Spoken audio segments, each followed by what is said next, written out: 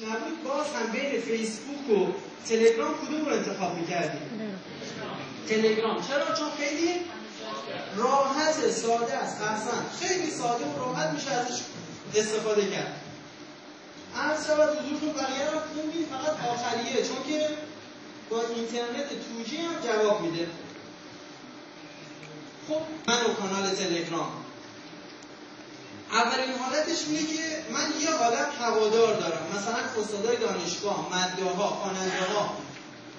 دیگه الان همه تو ذهنتون اومد اینا یه عالم هوادار دارم، فقط کافیه یه کانال تلگرام درست کنن، یه کوچولو اطلاع رسانی کنن. حالا این کوچولو ممکنه یکم براشون سخت باشه، ولی بعد می‌بینید که کانال تلگرامشون میاد بالا و میتونن برای بزرگ کردن بیزینسشون از اون استفاده کنن.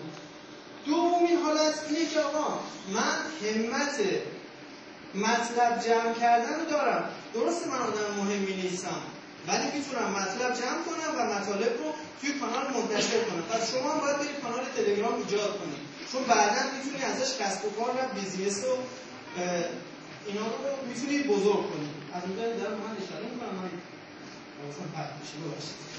عرض شود حضورتون که و سومین مورد دوستانی که اینجا جمع شدن هستن که بیزینس دارن، میخوام بیزینسشون از بقیه متفاوت تر باشه، با بقیه یه فرق کوچولویی داشته باشه. اینه که بیان توی تلگرام کار کنن. یکی از دوستان به من گفت فلانی من آرایشگاه دارم، چی میگی تلگرام استفاده کنم؟ خب تلگرام برای یکی خوبه که مثلا بتونه به اهوازم از اینجا خدمات بده. فکر می‌کنید چی جواب دادم؟ بستر ارتباط مشتریان، بحث CRM، یه کانال تلگرام برای همون 15 نفری که مشتریزن. آرایشگاه دیدید یه پکای اختصاصی دارن برای هر کسی که خب شما که موبایلشو داری، شما که شمارهشو داری، میتونی اونو تو کانال تلگرام دعوت کنی و هی بهش محتوا بدی، هی بهش یادآوری کنی فلانی. حالا ما راحت صحبت میکنیم، میگیم محمد جای دیگه نری، یا پیش خودم. خب همین رو باید بهش گوشزد کنی، وگرنه ممکنه میره یه جای دیگه یه تابلو خوشگل میبینه، این دفعه میره آرایشگاه میره اونجا. نتیجتا پس همون کسب و کارهای کوچیک محلیه کوچیک هم میتونن از تلگرام استفاده کنن. حالا الان میگیم تلگرام، اگه تلگرام خداحافظی کرد، شبکه‌های اجتماعی منظورم این هستش که محبوب ترینش ببینید مخاطباتون کجا هستن و همونجا فعالیت انجام بدید.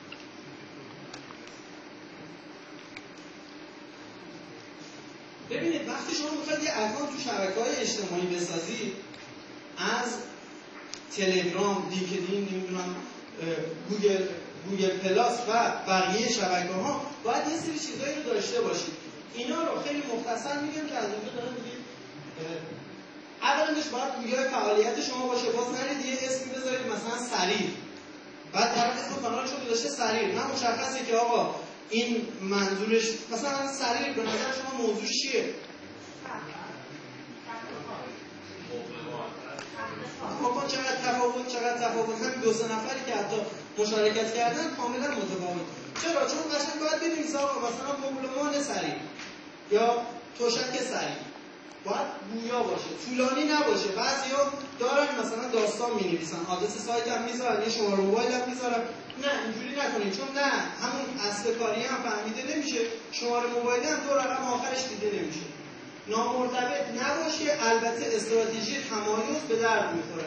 مثلا یه کانالی من دیدم به اسم بیجامه. کانال بیجامه موضوع چیه؟ یه ذره لبخندم بزنید من. آره موضوعش طنزه و این میتونه کمک کنه بهتون. یعنی وقتی وارد اون کانال میشی دیگه میفهمید راحتی و رفاه و خنده و اینا. پسندها و پیشبندها بعضیا میان می‌نویسن آقا بزرگترین کانال فان، وارد که میشی می‌بینی کلا مثلا 2500 نفر داره. آقا این پسندها پیشبندها میتونه بهتون کمک کنه به شرطی که شما درست ازشون استفاده کنید. همون صداقت داشته باشید. مورد دیگه این که توی محتوا گذاری کانال دیگه اومدن از من بگیرن.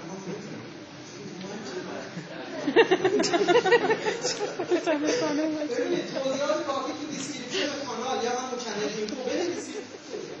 راه ارتباطی حتما با ادمین مشخص کنید، چون کانال‌های تلگرام هنوز کامل و یه رسانه اینه که نمیشه کامنت بذاری. وقتی نمیشه کامنت بذاری شما باید راه ارتباطی که این مطالب دیگه ببینید مطالب انسان دوستی خیلی خوب شیر میشه. مثلا کانال ما، این کانالی که الان داریم 22,000 نفر عضو داشته، مطلب 27,000 بار دیده شده. اون پایین می‌بینید فلش زده 27,000 بار. امروز که می‌خواستم بیام دوباره سرچ کردم این مطلب رو پیدا کردم، اسکرین شات گرفتم، چقدر 33,000 بار دیده شده. من دیگه نه تبلیغ کردم نه هیچی، مردم همینجوری دارن برای همدیگه میفرستن.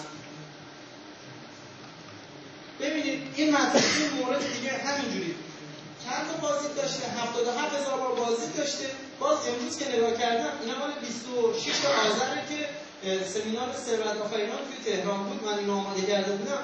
امروز که گذاشتم باز 91,000 بار. اصلا بهش فکر نکرده بودم ها، ولی مردم داشتن اینو برای هم دیگه میفرستادن چون مورد خوبیه، انسان دوستی دیگه. آقا این کارو نکنید، این کار بدیه، مردم برای هم میفرستن. چی داره تبلیغ میشه؟ برند من، اسم گروه اینترنتی مهربانان، آیدی من که اون پایینه. خب این فایل رو من میذارم روی سایت، ببینید خیلی بود ولی نتونستم خدمتتون باشم. انشاءالله که بتونیم خدمتتون باشیم. دست روزتون درد نکنه.